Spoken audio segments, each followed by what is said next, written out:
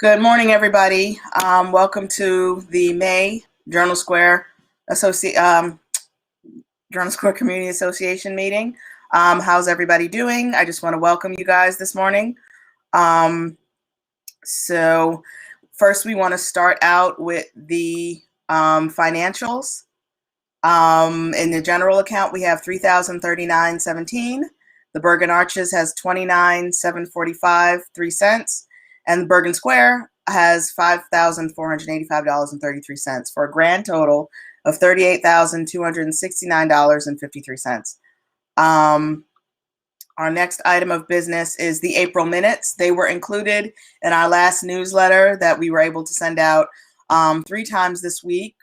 We assume it's approved by unanimous consent. If you're a member and do not wish to adopt the minutes as they stand, please email hello@JSQCA within the next 24 hours, and let us know what your concerns are. So first, I want to once again welcome everybody and let you guys know that we are streaming on Facebook Live and also on Twitter and YouTube, and your comments and questions are readily accepted. So this morning we have 2 great speakers. Our first speaker coming up will be Tom Devoto of City Bike, and next we'll be talking to Chris Barnardo and Jerry Blankman of the Journal Square SID. So I want to welcome Tom Devoto now. If you want to join us, how are you? Hi, good morning, everyone. Thank you so much for having me. Very excited to be here. I have a quick presentation I'm going to try to present out. Let me know if there are any issues. All right, can you all see that? I can't see y'all, so if there's a verbal cue, that would be great. Can you see it? Let's see.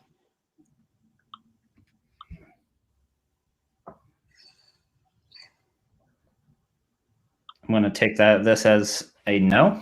Okay. Hold on, let me try again. All right, it does say that it's shared.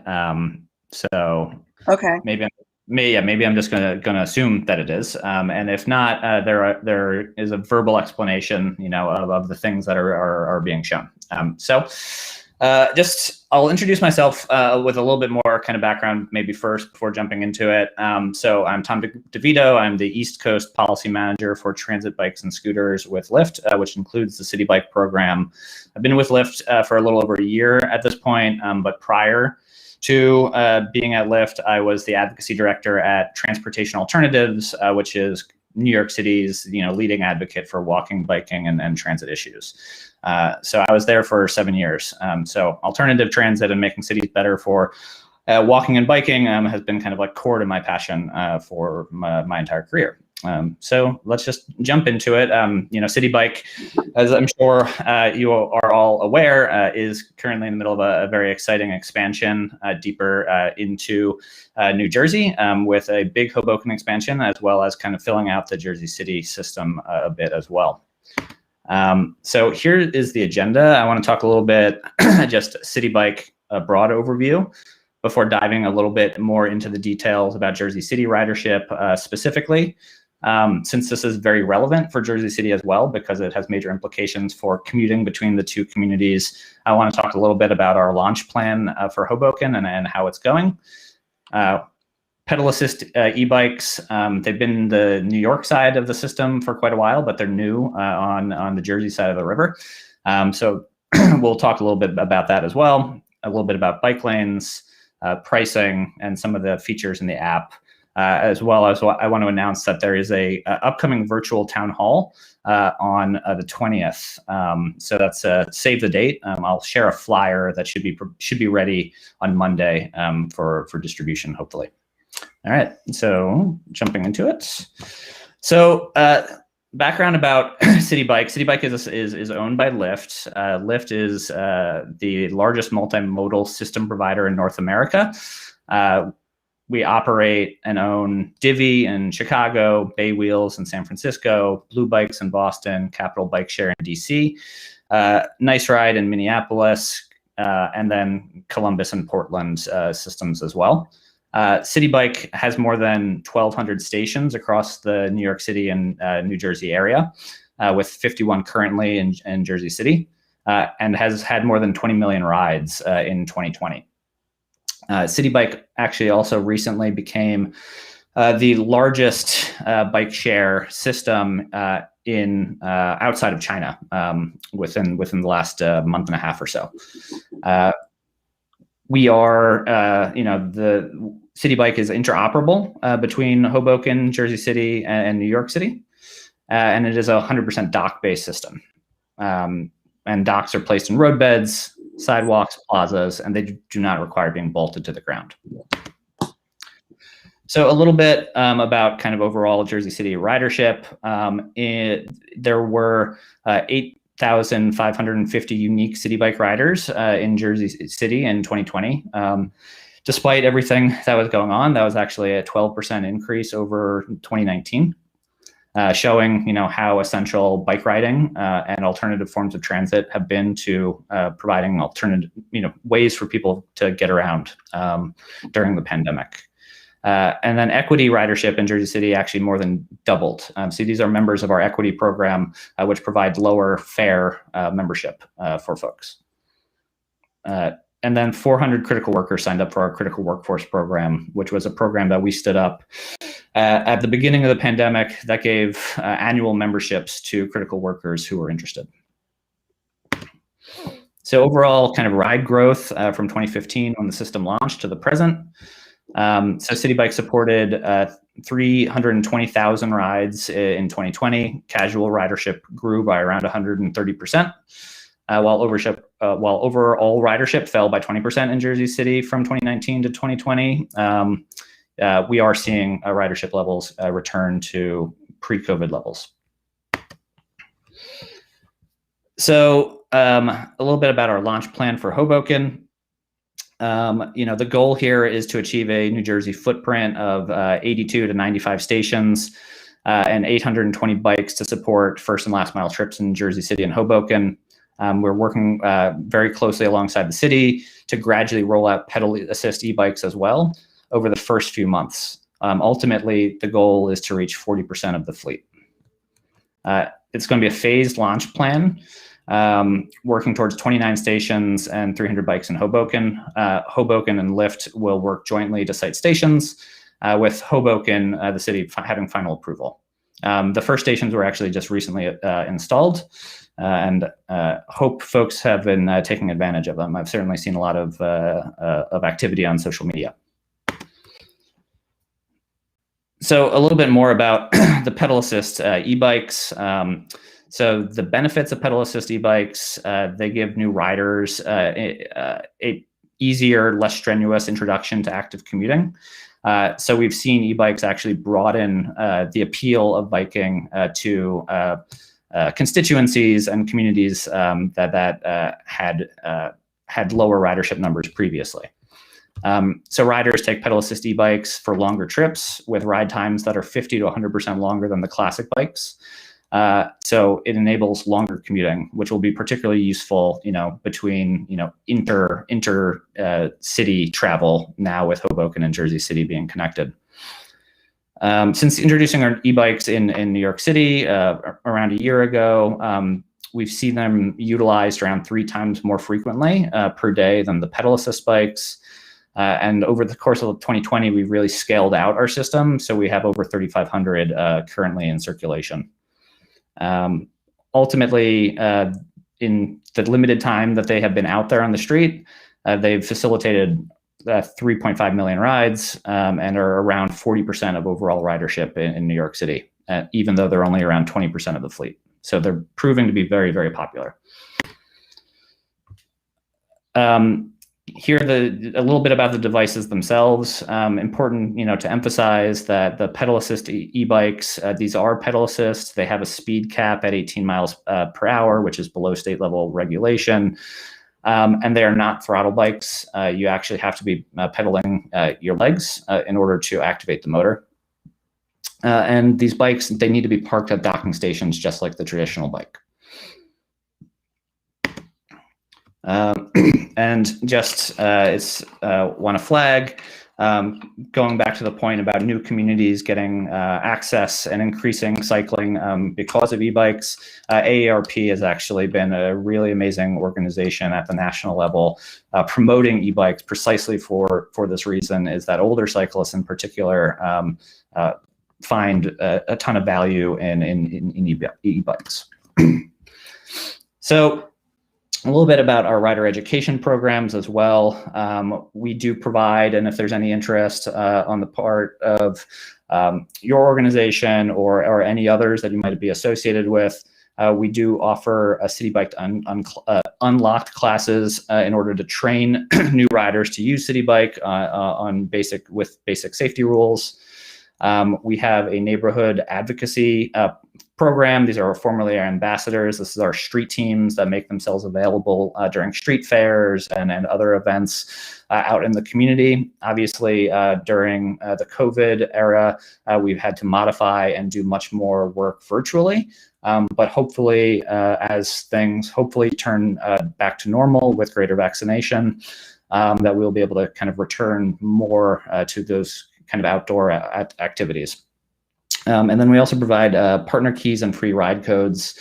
If your organization wants to organize a bike ride to local restaurants or anything else like that, we've had organizations do bike rides from library to library, or street vendor to street vendor. If you connect with me or somebody else, we could potentially connect y'all with free ride codes in order to help kind of drive turnout for those events that encourage people to bike and that spread awareness about bike share. We're also strong supporters of protected bike lanes. One of the best ways in order to encourage ideal and good bike behavior is actually just to provide the infrastructure that makes people safe, right? So here is a study from the New York City DOT about the impact of the protected bike lane on Prospect Park West, and there were significant reduction in sidewalk cycling that resulted from its construction.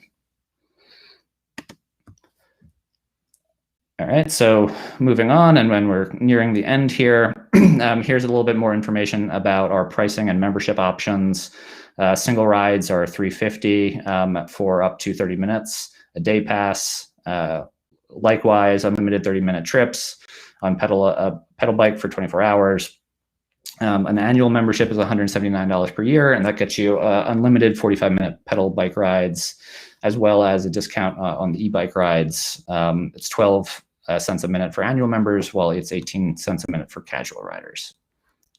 So, all right, I'll be closing it off very soon. I'm not going to kind of go into every one of these, but we're constantly innovating our app in order to better integrate City Bike in with transit and to provide people with information about alternative ways of getting around. So you have multimodal trip planning, which can connect you with transit. You have walk mode. We elevate bike infrastructure, open streets, and Google Map integration as well, so people have as much information as possible about the various options they have to get to where they need to go. And with that, I'm done.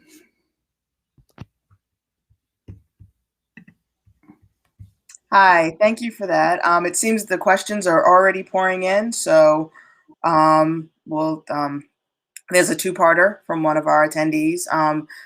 Do you have the data on the effects of increasing station density in other cities? Generally, I mean, there's something that's called the network effect that kicks in, particularly with dock-based systems, where the more docks you place, the more bikes you place, the greater actual percentage increase in the usage of the system. So, and then that's true. So yes, we do have that data, and I can also point you to some studies that have been done by independent sources as well that really back up that fact. So it is one of the reasons why you need to have proper density in order to have a functioning bike share system. Thank you. And the next question, does ridership scale linearly with the number of stations, bikes, or does it create network effect that causes exponential growth? Yep, that causes a network effect that leads to exponential growth. That's what we've seen. Okay. So let's see. Another question here. Is there any advocacy education on improving overall bike lanes and infrastructure? I mean, we're happy to, and we do support the local advocacy organizations. We ourselves are not an advocacy organization, strictly understood. However, like I mentioned in our presentation, we are very, very supportive of protected bike lanes. We know that those are one of the best means in order to get more people on bikes. And we also know that there is a safety in numbers effect, that the more people that are on bikes, the more drivers anticipate people on bikes. That modifies their behavior, makes them drive more safely, which actually reduces the overall risk for street users. So New York City DOT also did a really good study on the overall safety impacts in Midtown Manhattan after City Bike first launched back in 2013. And then City Bike had a tremendous calming effect and an improvement to overall safety. And coupled with the protected bike lanes that were rolling out at the time, really, turned into a 1-2 punch that led to great outcomes. Okay. Are you planning to have electric bikes and scooters? We're definitely planning on having electric bikes. And those will be rolling out. Ultimately, we'll be phasing them in, so they're not all going to be rolling out, overnight. But they will be around 40% of the fleet by the time that they're done scaling. As far as scooters, you'll have to talk to your cities. We are we work closely, we're a public-private partnership with the cities, and that's above my pay grade, that question. Okay. So the follow-up to the density statement you made, how can we as residents, what can we do to help you get more docks in Journal Square? I would say making your opinion known to people who ultimately kind of set priorities and set policies is always the best way to, and I'll speak maybe with a little bit of my old kind of advocacy hat on as well. That's the way, to get policies that are your priorities enacted into reality. Okay. The next question has to do with rebalancing. Mm-hmm. So it looks, I guess, certain stations run out of bikes and there aren't stocks. So. Yeah, I mean, rebalancing is definitely a constant, a constant concern of ours. Travel pattern shift. We have an algorithm when we for our manual rebalancing, where we have folks in sprinter vans or those cargo bikes that carry other bikes. We have an algorithm that learns basic commuting patterns and can anticipate often where need is and when. Shifting travel patterns with COVID and other things have made that a little bit trickier. That said, if there are specific locations that you feel like it's endemic, please let me know, and I can elevate it for kind of the operations team. Okay. Let's see. And I will actually just add one additional point. I mean, and I think it is probably intuitive, but some stations, it is harder to keep them balanced. If, for example, stations at the top of hills, for example, you often see folks ride the bikes down the hill in greater numbers than you'll see them kind of return. Hopefully, with the introduction of e-bikes, hills themselves will be less of a challenge for folks, and that will kind of help mitigate it. But it's a constant struggle, and then something that we're constantly having to calibrate. Okay. Thank you. As you see, we have a dock station question. It looks like there's, trash or litter buildup around the station. So. Mm-hmm. Yeah, please elevate that for us. Either you can call or you can tweet. Like we have a very active engagement team on social media, and if you let us know that way, it can we can notify the teams and the contractors that that we use to clean stations. Okay. There's another docking station concern. So it looks like they're starting to rust. Mm-hmm. We regularly do maintenance on the stations. The appearance of rust doesn't necessarily indicate any deep structural problem with the station themselves. That said, if you let us know which one it is, we can send a team out to do an inspection and do an assessment as to whether or not remediation needs to happen, and on what timeline. Okay. Have you considered supplementing the dock model with a peer-to-peer bike sharing model? The bikes are provided by city, but hosted at someone's house, and they use the app for getting the closest car to their location. I mean, we're pretty committed to the dock-based model, in the Jersey City, New York City area in particular. The incredible high density of people lend themselves to kind of the street clutter and kind of limiting kind of chaos on the street is very important for the cities that we work with. It's very important for us as well. And like I mentioned before, the network effect is very real. And the network effect is real with, we see a much greater network effect kick in with dock-based systems than with dockless systems. You could add, and what we've seen is that you can add more dockless devices onto the street, and it doesn't necessarily correlate with kind of that nonlinear or growth that you see with dock-based systems. Okay. Our next question is regarding location equity. Journal Square versus other parts of Jersey City. So who determines those locations? So they're determined by kind of a negotiation between kind of ourselves and the city. We would be very eager to kind of continue, we're very happy kind of with the current expansion, but we're eager to continue the conversation about, further growth of the system. And oftentimes that's dependent on sponsorship and things like that. But we're eager to find creative solutions too that could, lead to more growth. It looks, somebody saying the ad feature has been changed on the app. Is that a change? The ad feature? Ad riders. Oh, the ad riders. Yeah. Oof. I'm actually, I don't know. I'll have to find. I'll have to ask our tech team and determine if there has been changes.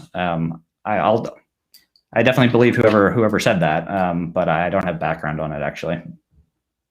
Gotcha. Okay.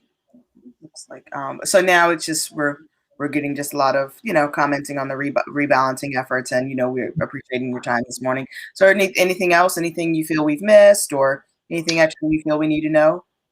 No, I don't think so. I really appreciate the opportunity to speak to everyone. And like I mentioned, save the date, May 20th, 6:00. There will be a virtual town hall. So that is an opportunity also to voice any things that you would like to see about the system. Representatives from both cities will be there as well. So great opportunity for them to hear your priorities. Okay. Somebody's asking, do you believe in competition or do you require exclusivity? So do we believe in competition? We do believe a single operator model actually leads to much better kind of outcomes for cities. We've seen in other cities kind of a race to the bottom when you have 5, 6 kind of operators all competing, which then also leads to a lack of accountability and also relatively little oversight on the part of city regulators. So we do view kind of a single operator model as a a solution that works for many cities in a superior way. Okay. Great. It looks like you were able to get in all of our questions that keep coming in. So we have another participant. So in terms of their concern is safety. So is there sort of an overview so they understand, some laws basically like not riding on sidewalks and potentially hitting pedestrians? Yep. So on all of our decals on bikes, we kind of list out the local laws related to helmet usage. If there are requirements, and in New Jersey, it's children 17 and under, I think. Sidewalk riding, things like that. We also have, as part of our onboarding and series after people sign up. And we have our neighborhood ambassadors who are out there as well as kind of partnerships that we do with local organizations, whether it's Bike New York or whoever else on bike safety and education. Okay, thank you for explaining that. So, it looks somebody wants to know like maybe just a grand total or estimate of bikes currently in the Jersey City bike system. I can actually tell you that, I think, precisely.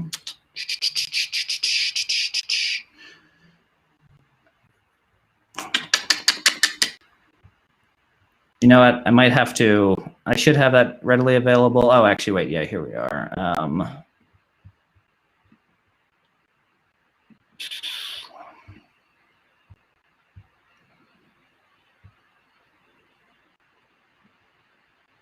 Let me follow up with you on that number. I don't want to give a false number. I thought I had it kind of listed in this fact sheet here, but I must have missed it. Okay. Thank you. Next question. So, is the citing of a station, like I said, a Jersey City decision? So. Yes. Okay. So I guess the concern is saying it may be a challenge to promote riding on the street when the docks are on the sidewalks. Yeah, that's a a determination kind of made by the cities on where the stations could be located. Some of them are on the sidewalk, some of them are on the street, and there's a lot of highly contextual kind of factors in all of those decisions. But it is a city partner decision ultimately. Okay.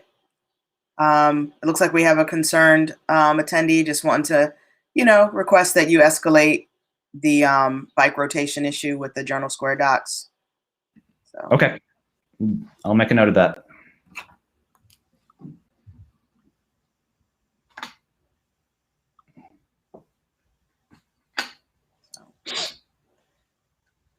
Well, thank you for this. Thank you for your time this morning. This has been very informative, especially, to the local area. So if there are no more questions, we just want to, like I said, once again, thank you for your time and the information. And it's very useful, and bikes are becoming very popular now. So indeed. All right. Relevant. Thank you so much. Have a good rest of the morning, everyone. All right. Thank you. Bye. Hi. So our next speaker, our next speakers are Chris Bernardo and Jerry Blankman of the Journal Square SID. So they're joining me now. So let's go. It's all yours, Chris and Jerry. Good morning, everybody. Can you, Jimmy, can you hear me okay? Just want to make sure you guys can hear me okay. I mean, I can hear you. Okay. I'm going to try to share my screen. Let me see if we can make that work. Hold on one second.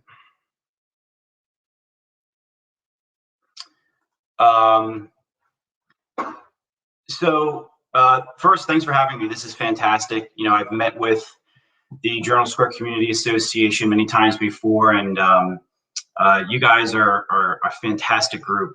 Certainly one of the most active neighborhood associations in the city, and we get a chance to work with a lot of communities around the state. And I have to say that you guys really do a fantastic job. There were a number of questions that were submitted before today. I have them up on the screen. I just want to make sure that everybody's able to view those. I'd be happy to kind of walk through that. I've got some visuals to go along with those questions, and then obviously we can jump into anything else people want to discuss. So what exactly is the Special Improvement District? The Special Improvement District, which is often referred to as the SID or the SID, is really a legal mechanism. It allows private property owners, almost entirely commercial, to assess themselves, and the monies that are generated through that assessment go toward special improvements within the boundaried area, and we'll get into the boundary shortly. But typically those improvements include sanitation, cleaning, security, beautification, certain marketing and promotional elements. But in our particular case, in Journal Square, we've identified clean and safe as something that is really probably the most important thing that we can do to support our stakeholders. And I've got a few visuals there related to that. Our clean team, these are the workers that you see throughout the district, cleaning the district every day, interfacing with the at-risk population through our ambassador program, our sanitation program. We provide sanitation 7 days a week in the square. This past year, we collected over 1 million pounds of garbage, which is pretty standard. It's also pretty stunning when you think about it, the amount of garbage that gets collected in the square. And that's one of the reasons why it's such an important piece to our program. Our ambassador program, our Segway program, these are ambassadors that tour the district and interface with, like I said, the at-risk population, but also our stakeholders responding to various emergencies throughout the day. Our beautification program, this is our Plaza program, which is going to change a little bit this year, given some of the activity that we have going on around the square, which I'll get into in a little bit. But these are our beautification elements in the plaza.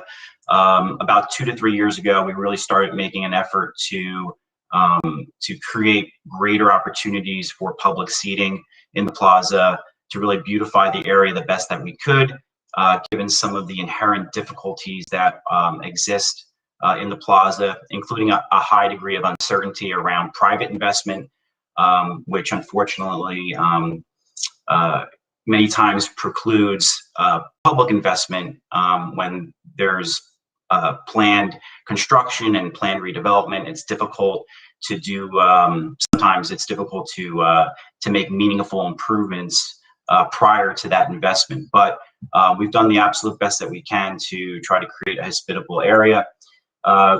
Graffiti removal, something that we're heavily engaged in throughout the district. We have our hot spots where we see a lot of graffiti, and our crew is on top of it, moving around the district, removing graffiti as it pops up.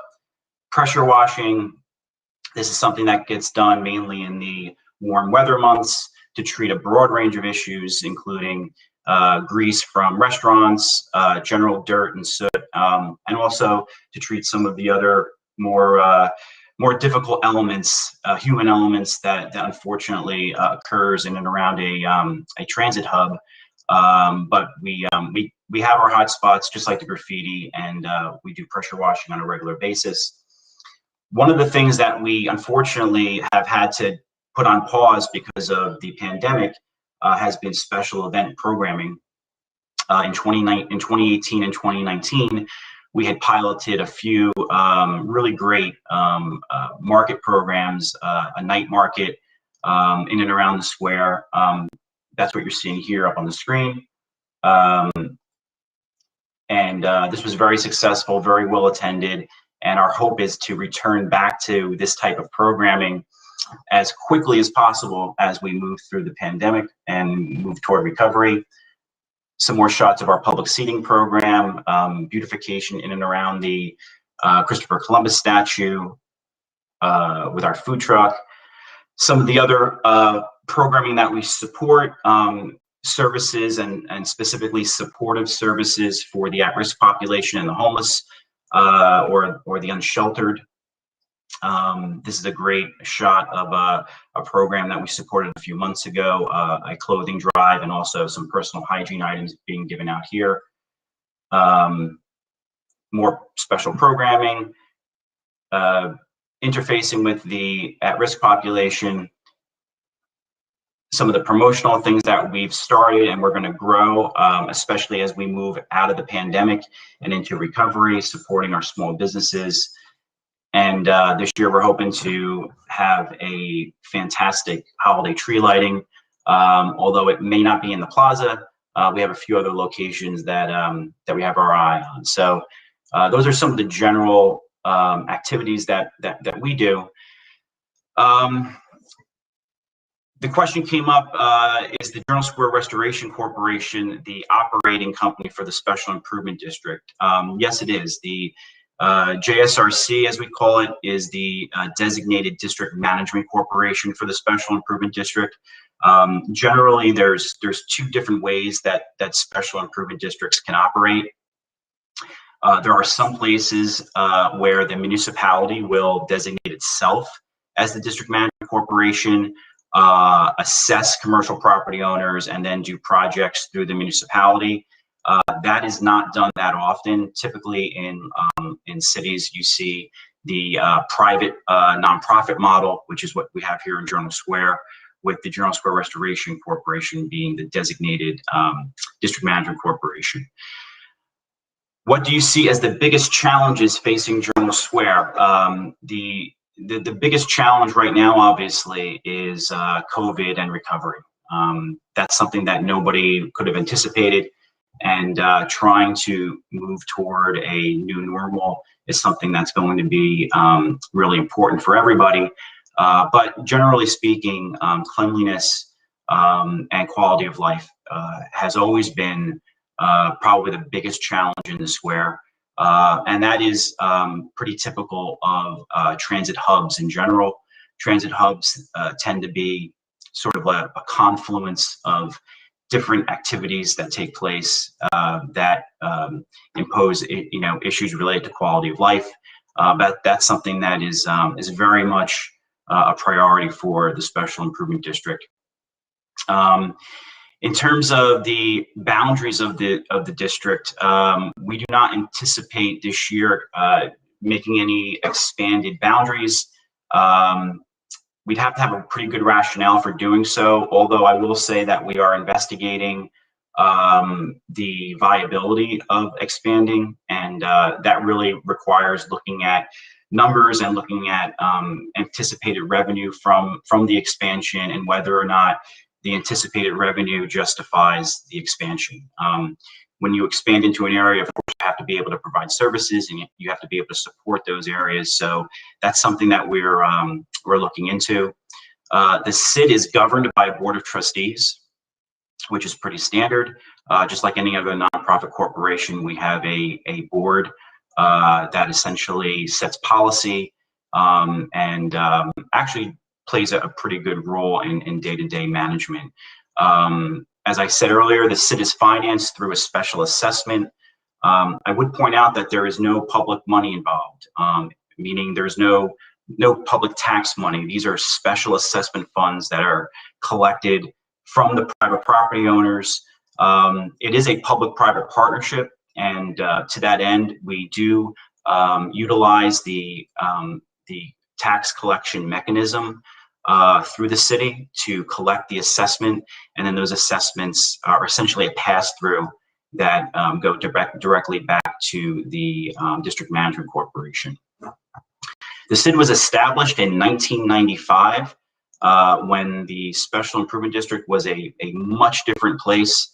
In many ways, there's been many improvements, obviously, in the last 25 to 30 years, but it's been around for a long time. It's not one of the, it's not the oldest special improvement district in the state. The first special improvement district in New Jersey was established in 1986 in Cranford. And then from there, they just proliferated throughout the state. I took on the role of director in 2018, but I've been working with the Special Improvement District in various capacities over the last 20 years or so. How many employees does it have? We have a staff that actually ranges in number depending on the season. So we can be as high as 25 staff members in the summertime, and then we'll dip down a little bit lower in the cooler months, mainly because the levels of trash do sort of dip off. Some of the special operations that we do during the warm weather months are just not available to us during the cold weather. So we gauge our staff based on need throughout the course of the year. In terms of the One Journal Square project, as I alluded to earlier, we do anticipate something happening there. Based on the information that I received from their attorney and representatives of the project, we've been given no reason to believe that some movement on that project won't take place this summer. So if we are anticipating a summertime groundbreaking, it's going to be difficult for us to do certain things in the plaza itself. So some of the great landscaping and beautification that you've all come to depend on is not going to happen this spring season. We're going to take some of that investment and put it into other areas of the Special Improvement District, including the Boulevard and also down near Bergen Square. We're going to do more beautification there.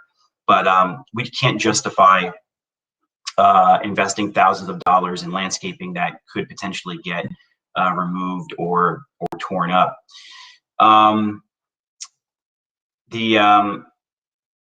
This question, where else does Commercial District Services, which is our firm, where else do we operate?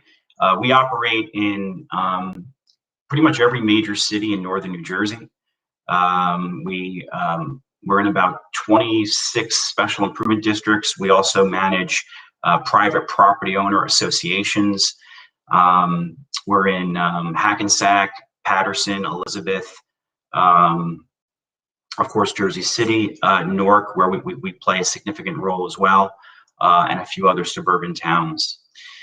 In terms of snow removal, and this is a great question.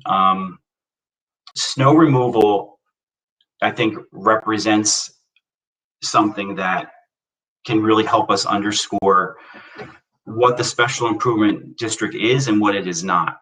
The Special Improvement District is empowered to perform a number of supplemental services, supplemental to the municipality.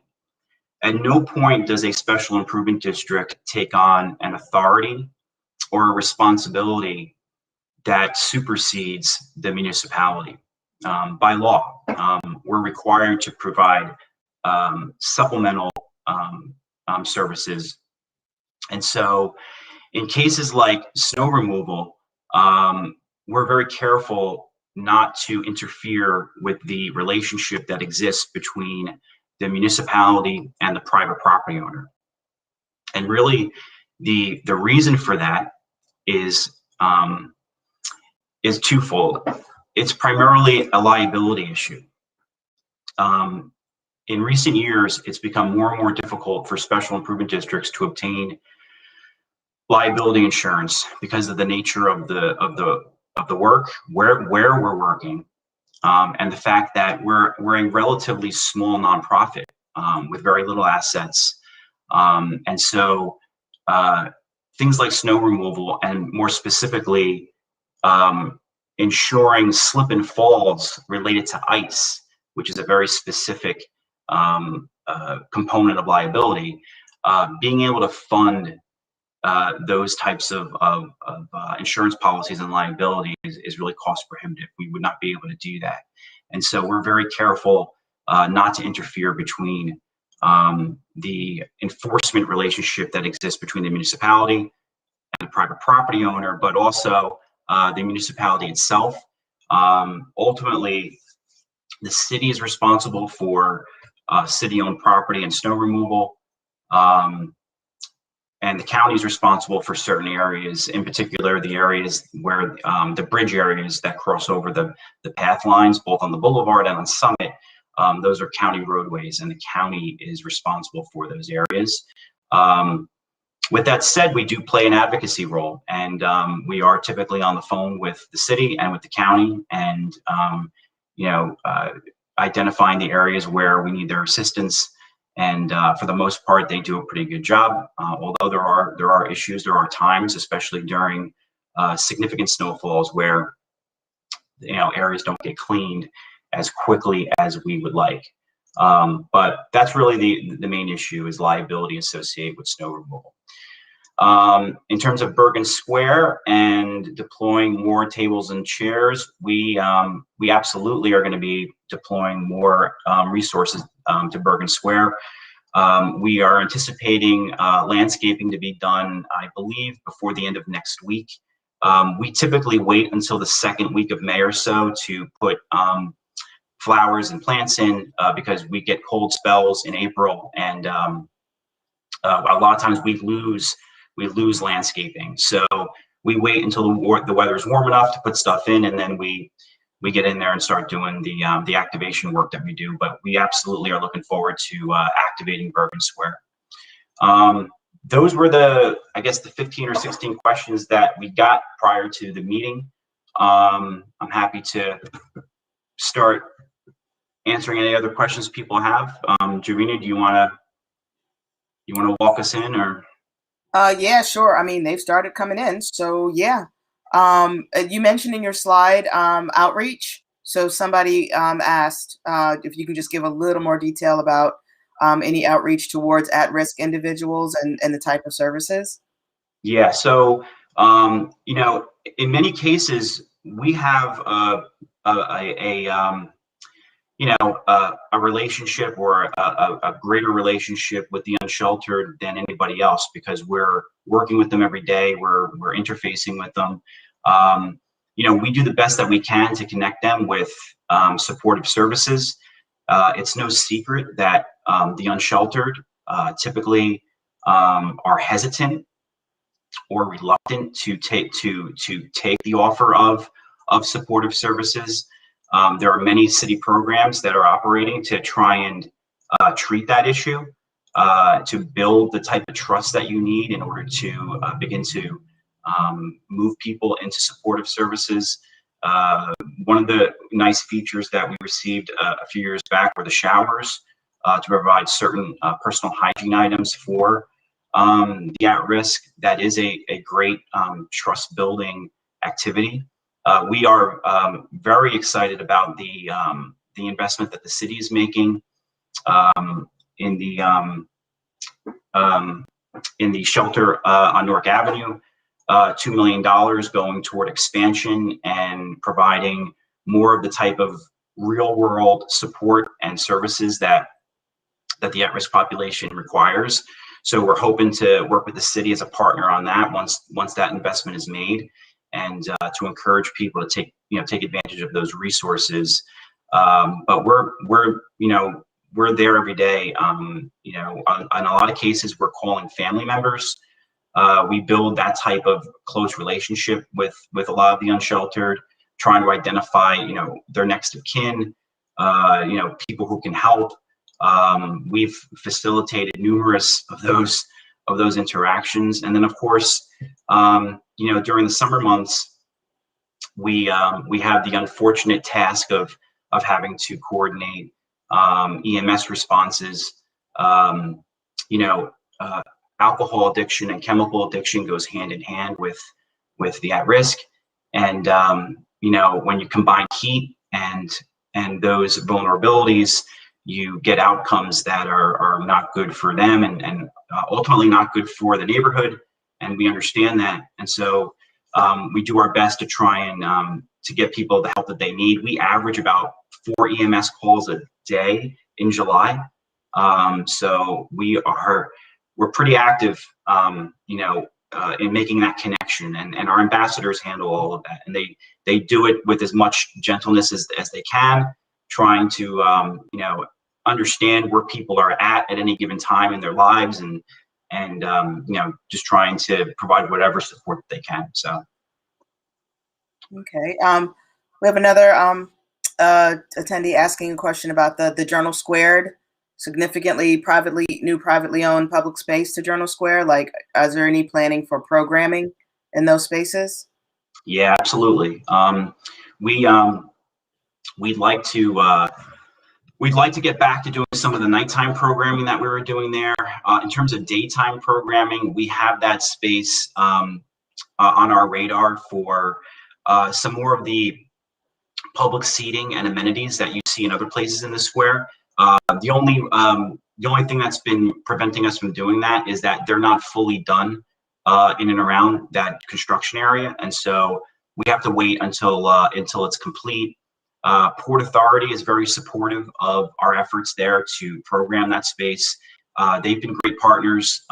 The space is publicly owned, and Journal Squared has been a great partner there as well. They invested heavily in supporting the pilot programming that was done there.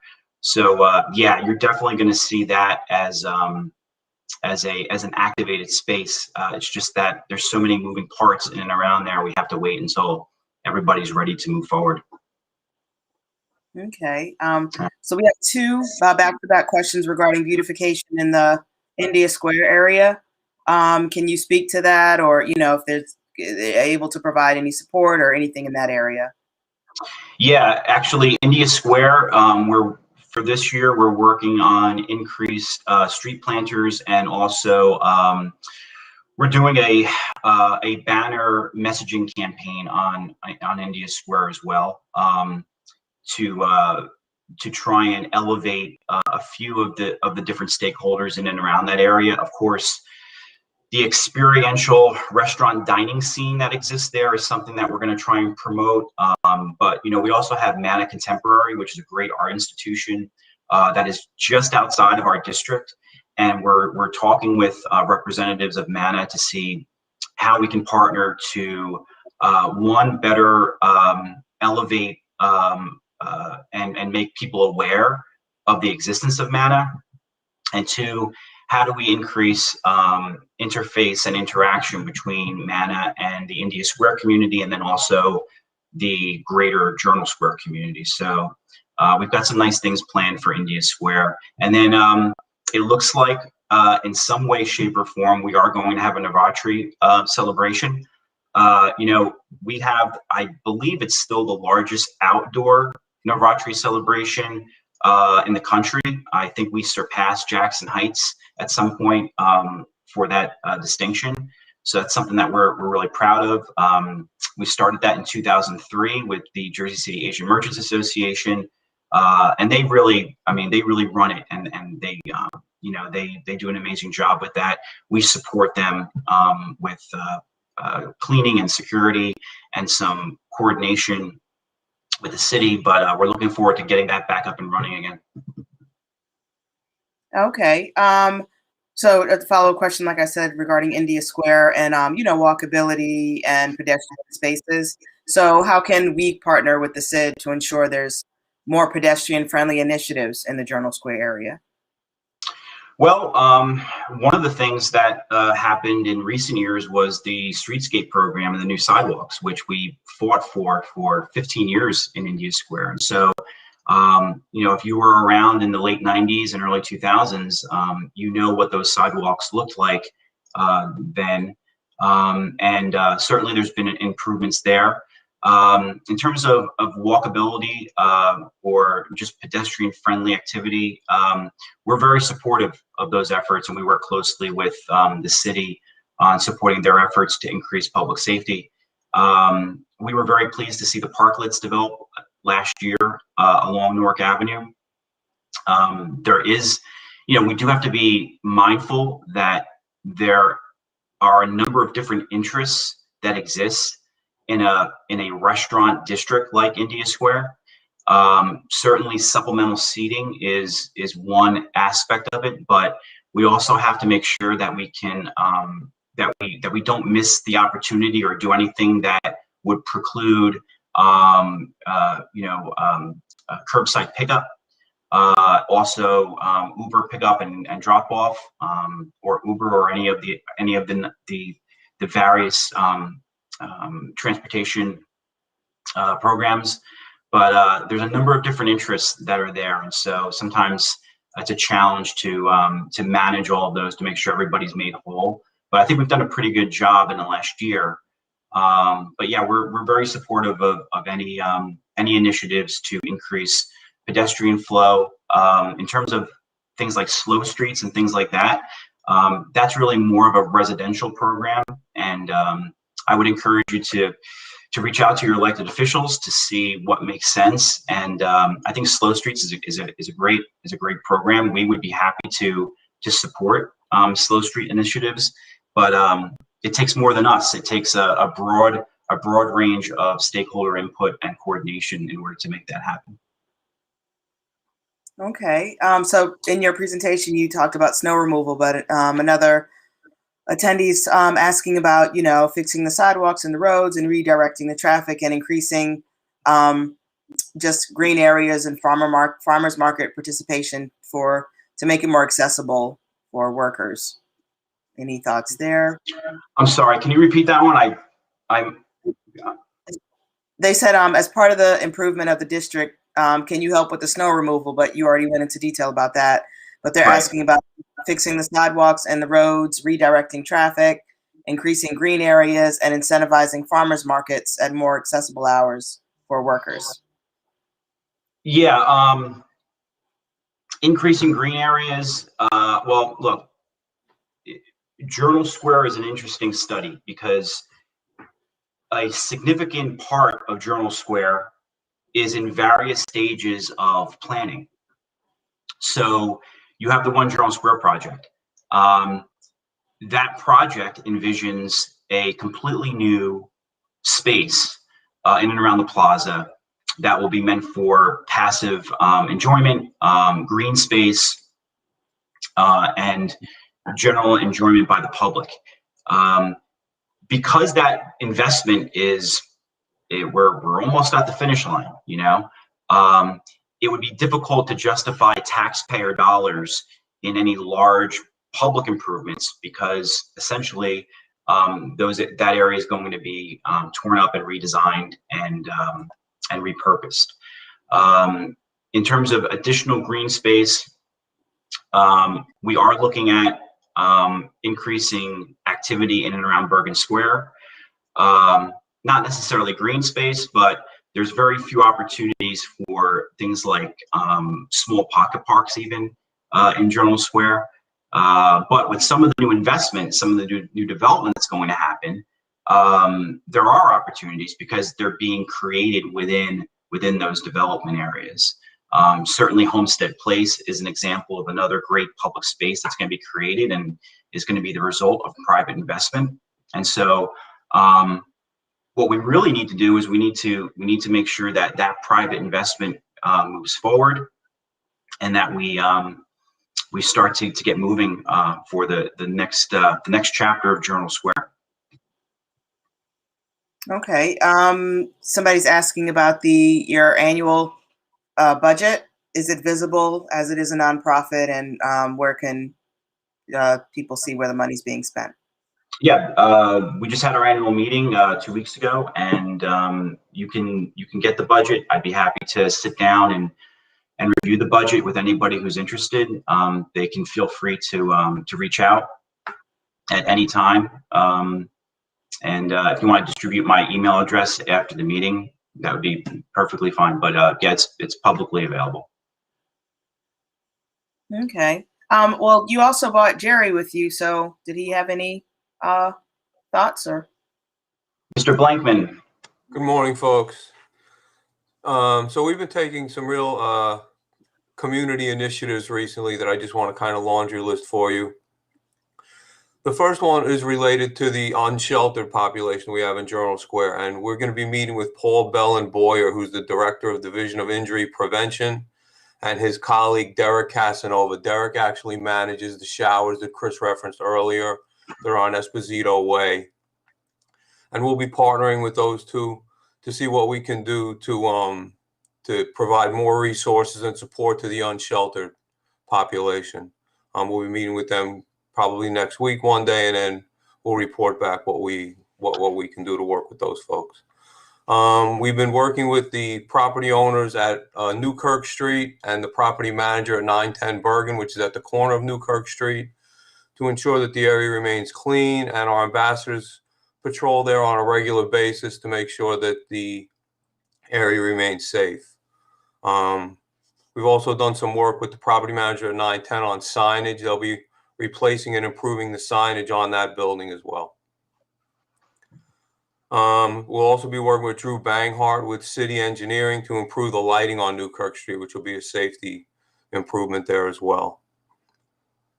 We've been working with Camila Perez, who's the manager at the Dollar Tree at 3000 Kennedy Boulevard, and the property manager, David, to try and improve the trash situation on Brooks Place. We've been able to make some real strides there as well. Aki Supermarket at 216 Sip Avenue has been an issue for a while with regard to litter, and we continue to patrol there, and we met with management and encouraged them to partner with us to try and keep the area there clean. It's pretty much what I have. So, yeah, I think what Jerry is underscoring is the sort of the behind the scenes management that takes place with a lot of the quality of life, work that we do. We're interfacing with stakeholders on a regular basis, trying to make the important connections between the private stakeholders and the municipality. And yeah, what Jerry is describing is really, what we're engaged in on a day-to-day basis. Okay. Those are great examples. Jerry just mentioned trash, so we have a question. Is there recycling where the tons of garbage is collected? I'm assuming you mean by CVS. Yeah, the city does not require the separation of trash for its municipal trash receptacles. To the extent that they separate at the point of disposal, they do it. But as of right now, there's no requirement that municipal trash receptacles be separated in terms of recycling materials and regular trash. Although if we were, and by the way, most municipalities are like that. If they were to be separated, that would be a pretty big change and probably an expensive endeavor. But as of right now, and we follow.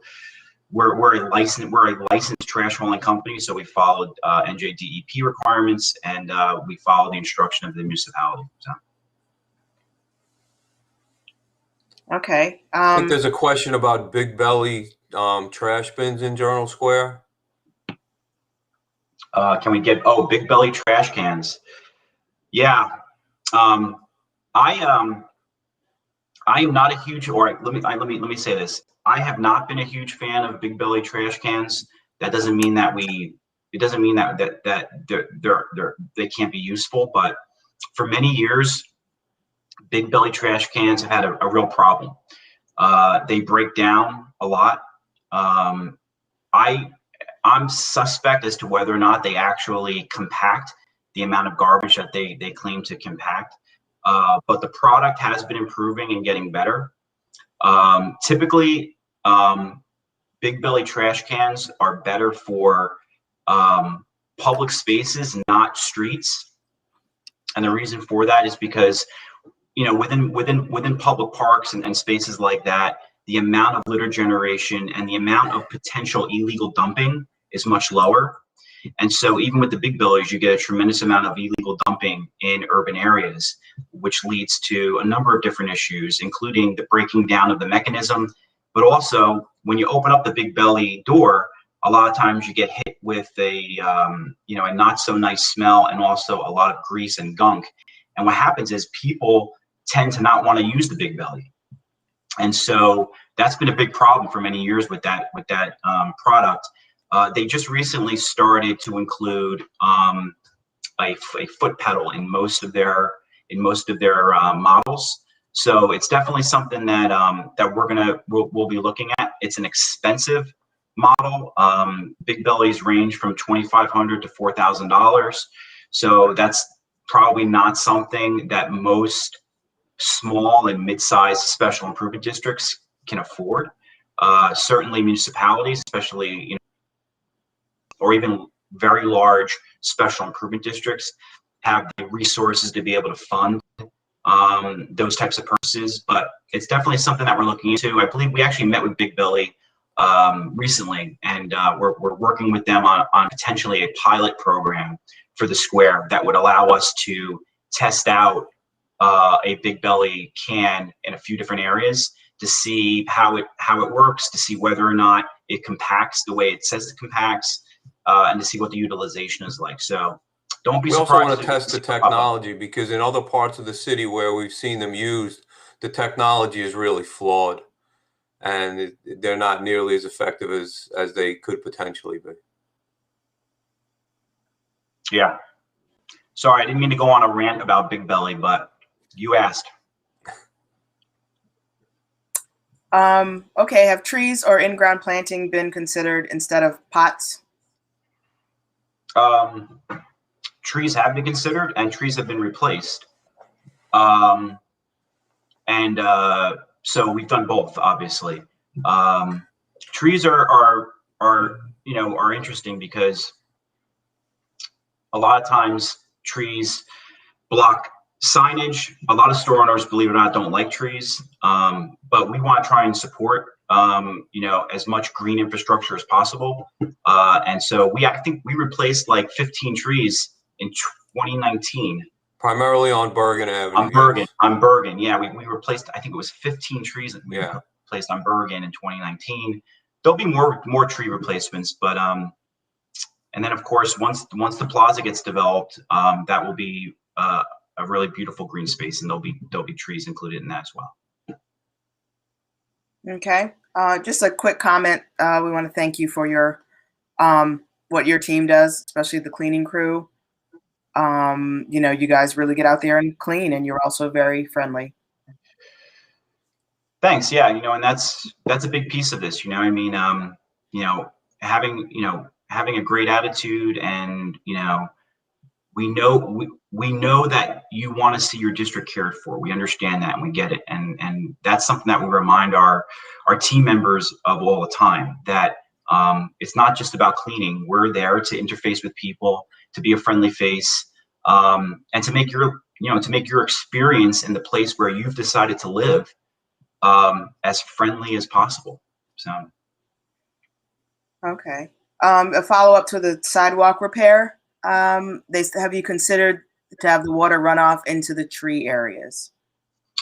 If you're referring to green infrastructure, we're actually very supportive of green infrastructure and water retention under trees. It's not something that is in the plans right now in most spots in Journal Square. We did have a conversation with the city, I think, actually, with the cleaning, with the association's Clean and Green committee. We met with the city right before the pandemic about the possibility of doing a water retention park at Brett Triangle, and that kind of got put on the back burner once the pandemic started. But in terms of green infrastructure, listen, once we're at a point where we can plan out some additional streetscape improvements in the square, we are going to be very supportive of green infrastructure, and we're going to try and have it implemented wherever possible. The project that's planned for the corner of Cottage and the Boulevard has a pretty nice green infrastructure component to it. That's the hotel development that you might have seen in the news of late. There's a very nice green infrastructure component to that project.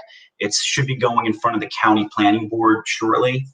Hopefully we'll get approval for that, and then that might actually set the tone for other green infrastructure improvement projects in the future. So. Okay. So one listener heard you mention Aki.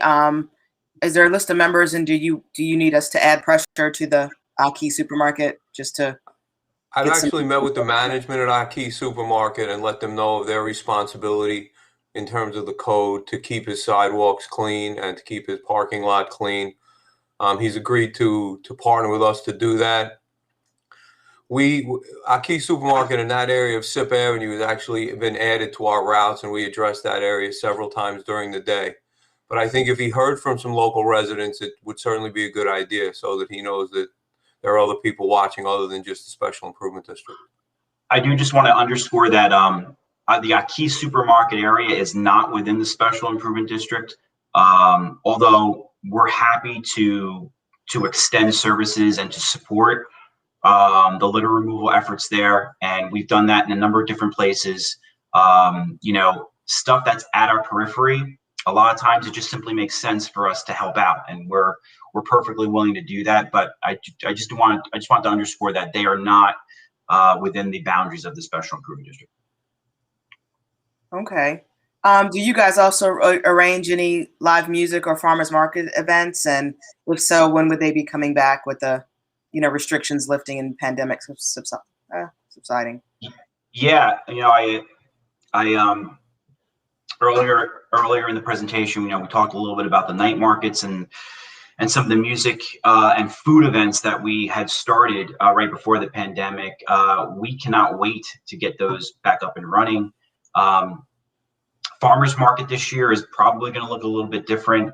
The restrictions that were placed on our farmers last year were really, it really didn't do them any good. They battled through it, but this year we're probably going to see a little bit of a dip off in terms of vendor participation. We're going to look at a couple of different alternatives.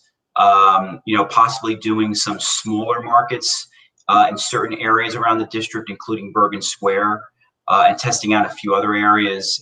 We've been talking with the college about trying to activate the Culinary Arts Park a little bit more and doing some more activities in there. Of course, with One Journal Square, on the horizon, it's difficult for us to plan too much in the plaza. In terms of the pandemic and the regulations, the state mandated regulations associated with that, even with the increase in numbers for public assemblages, the other issue that we have to be careful of, especially in cities, in urban areas, because we've been impacted a lot worse than our suburban friends and neighbors, it's hard to control. So even though there are certain levels that are permitted, we also have to be careful and we have to look out for our neighbors, because if we can't control what happens within those spaces, and if we open up the floodgates, so to speak, and we allow people to interface, and you've got several hundred people who, half of which are not so hot about social distancing or are experiencing COVID fatigue or mask fatigue and don't want to wear their masks, we could potentially be walking people into a really dangerous situation. And so this year, unfortunately, my sense is that it's going to look a lot like last year until we're more comfortable as a society to be outdoors in those situations, and until we can demonstrate that we vaccinated at a level that is truly safe. And I think, and I hope that 2022 will be that year. Without a doubt, 2021 is a transition year, and it's going to look a little bit like last year. It's going to be a little bit better, and we're going to be figuring it all out. And we're going to be figuring out what back to work looks like. I don't mean to go off on a tangent here, but it's all tied together. It's all related. So what are hybrid offices going to look like? Do people want to start commuting again? It's going to be so interesting to see how we come out of this, and the things that we take with us, and the things that that allow us to go right back to the way things were. But I'm really optimistic about the future. I think that people are hungry. I think there's a real appetite to get back together, to be doing things. I think cities are going to bounce back. I never believed any of the hype about city people, exiting cities and the death of cities, or certainly the death of New York City. I was not a subscriber to that, and I think that we're going to be back up and running in no time. Okay, and we have a comment. One would love to see beautification efforts around the memorial at the corner of Kennedy and Newark. So, just get some feedback there. Yeah, I agree. We definitely can take a look at that. We can definitely take a look at the memorial. I have to take a look and see what our limitations might be in terms of landmarks and city limitations. But if there aren't many, we can probably clean it up a little bit and maybe paint it and do some planting around it. That's a great comment. I'm glad somebody pointed that out. That's Jerry, make a note of that. Let's take a look at that this week and see what we can do there. Okay. Got it. Great. You've covered a lot. You mentioned that you give your email address out for people who wanted to contact you. Is that what you were saying, Chris, earlier? Yeah, I think somebody put it into the comments, but yeah, feel free to reach out. I'd be happy to sit with anybody. If you want to join us if you want to do a tag along with us, we'd love to show you what our day-to-day is like. We'd be happy to do that. Perfect. So I just posted your email address, so have fun with that. So thank you guys for your time this morning. It's been very informative. So any final thoughts, or no, let's listen. I think like I said, it's 2021 is a transition year, and everyone's doing the best that they can. You guys are doing a phenomenal job, man. Keep doing what you're doing. You're a great community association. I do want to point out that we work closely with a number of the members. The clean. I'm sorry, it's had a couple of name transitions. The Clean and Green Committee. We do a lot of work with, and we really enjoy the work that we do with that committee. And so we're collaborating on a few different things right now, but we really enjoy being able to support you guys as a neighborhood. And whatever you guys need, feel free to email us. We're always there to jump in when something's needed, and we appreciate the opportunity to serve. Okay. One final question, because you just mentioned collaboration. Somebody coincidentally asked, do you collaborate with other SIDs? Yeah, I mean, to the extent that there's opportunities to collaborate. I mean, the special improvement districts meet on a regular basis and discuss issues of mutual concern. We have a great relationship with our partners in McGinley Square, Central Avenue, the Downtown Special Improvement District, Exchange Place, Jackson Hill, West Side Avenue. Yeah, I mean, we've got a great team of people in Jersey City that we work with. So yes, the answer is yes. Okay, great. Well, once again, thank you for your time this morning. I'm going to go into announcements and wrap it up. So thanks again, guys. All right, guys, be well. Enjoy your weekend. Okay, bye. Thank you. Hi, so I'm just going to close out with some announcements. So I just want a quick reminder, our next meeting, as you know, after Memorial Day, our meetings go to Mondays. So our next meeting is Monday, June 14th, and that is a members only Zoom meeting with the mayor. So, and if you want to, participate in that as a member, you could look us up and, become a member at JSQCA.com. New members are welcome, and, join by June 14th. So the Green Committee will be having their meeting on Wednesday, May 19th at 7 p.m. The History Committee wants you guys to know that Bergen Square Day is still set for October 23rd. And those wishing to volunteer can email history@jsqca.com with BSD volunteer in the subject line. As we know, May 19th, Governor Murphy is lifting the limit of outdoor gatherings in our state. So as of now, we are proceeding with the festival. So we are going to need volunteers for the festival day itself. So we want to get this army together over the summer so we can hopefully meet in person, safely meet in person. So we'll need to have captains and throughout the square to coordinate setup and respond to any concerns. So once again, if you're interested, it's history@JSQCA.com and BSD volunteer in the subject line. So that is it for now. I want to just thank everybody for spending a little bit of their Saturday morning with us. Thank you, and make it a great weekend, guys. Bye.